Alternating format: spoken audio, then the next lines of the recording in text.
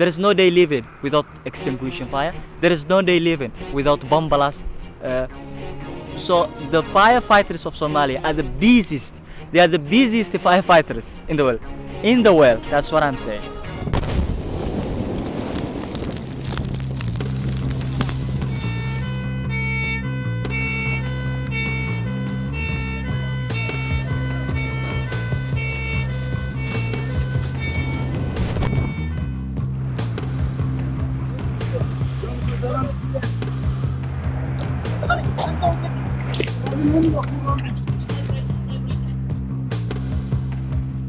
Our responsibility is a great one because we are now dealing with Mogadishu fire problems.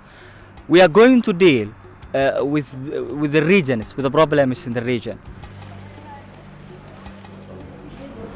And when we come back, there are many people who are waiting for us to teach them. To show you very easy techniques that you can use in Mogadishu. On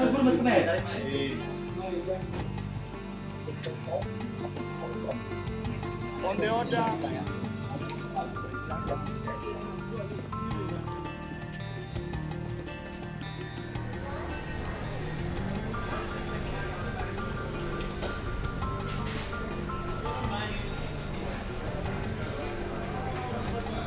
We know what fire is, we know how fire starts, we know the place where we can attack our target when an airplane catches fire.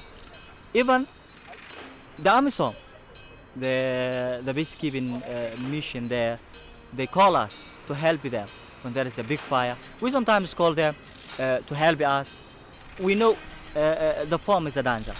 We know other poisons, other chemicals that are used for extinguishing is a danger. But he was forced to get inside because he's a firefighter. He's a trainee. He's a man who helps societies when they are in danger. So this is how we adapt to the situation. There were no equipment at all. There were no breathing apparatus that we use when we are getting inside a building who catch under fire when we are getting inside. And this smoke is very dangerous for the firefighter. It kills him. It damages his respiratory system. It may cause cancer to himself.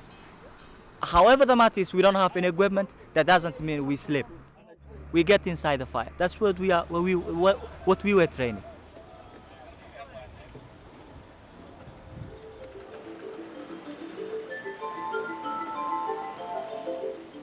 We are on the verge of reconciliation. People are not as they were once before. They have now a sense of understanding. We are taking care of everything. The roads are now under repairing. There are many more buildings here. There are many more companies who are coming to Mogadishu for construction. The diaspora in United States and Britain, who are the origin of Somalia, they are pouring into Mogadishu because of money, because of business. So you can sense that Mogadishu is not the same as Nairobi, but for the following years it will be. That's what I'm guessing.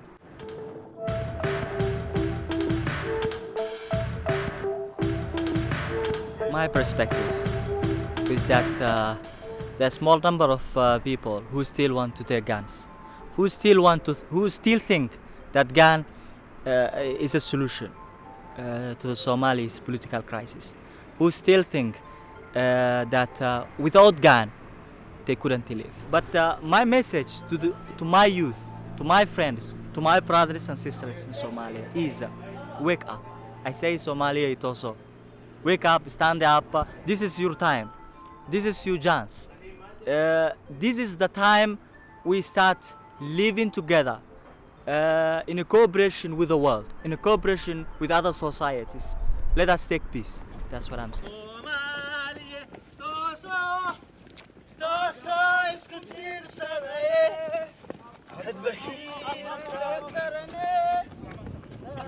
That's how to clear the kings. All right?